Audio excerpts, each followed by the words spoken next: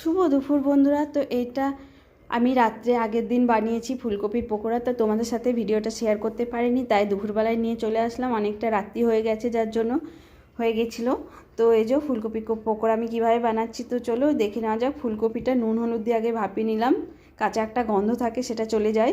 তারপরে এই যে বেসনের মধ্যে একটু হলুদ গুঁড়ো, লঙ্কা, নুন দিয়ে ভালো করে ফেটিয়ে নিয়ে আর একটু কালো জিরে দিয়ে ভালো করে ফেটিয়ে নিয়ে ফুলকপিগুলো বেসনের সাথে মাখিয়ে এই যে ডুবো তেলে এবারে আস্তে আস্তে দিয়ে এবার পকোড়াগুলোকে লাল লাল করে ভেজে তুলে নেব। খুব একটা সময় লাগে না যেহেতু আমি ফুলকপিটা সেদ্ধ করে নিয়েছি। তো এই যে আমার পকোড়াগুলো সব ভাজা হয়ে গেছে, একবার ভেজে তুলে নিলাম। আবারও এবারে একে একে দিয়ে দিচ্ছি ফুলকপির পকোড়াগুলো সেম প্রসেসে বেসন দিয়ে মাখিয়ে ফুলকপিগুলো। তো এই যে সব পকোড়া আমার ভাজা হয়ে গিয়েছে। তো এই যে পরিবেশন করে দিয়েছি বাচ্চাদেরকে। ফুলকপির পকোড়ার সাথে একটু সস দিয়ে দিয়েছি, সস দিয়ে খেতে পকোড়াটা অসাধারণ খেতে লাগে। আর তোমাদের এই রেসিপিটা যদি ভালো লেগে থাকে একটা লাইক কমেন্ট করো। আর এই শীতেতে অসাধারণ লাগে খেতে ফুলকপির পকোড়া, তোমরাও একবার বানিয়ে ঝটপট খেয়ে নাও।